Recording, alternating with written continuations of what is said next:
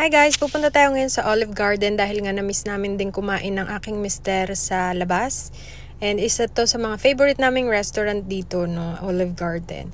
And ayan, mag-aano kami, yung Zuppa Toscana na favorite talaga namin dito. Ayun yung menu nila guys. Meron silang mga drinks, meron silang mga margarita, ganyan. Ang kinuha lang namin is yung peach, tapos water. Tapos meron silang sinerve na salad. Tapos, pwede rin lagyan nila ng cheese sa ibabaw, yon. Tapos, eto na yung aming ibang in-order, yung Zuppa Toscana. Tapos, meron yan siyang breadsticks. Tapos, meron kami in-order na appetizer na gustong-gusto ko yung shrimp nila, guys.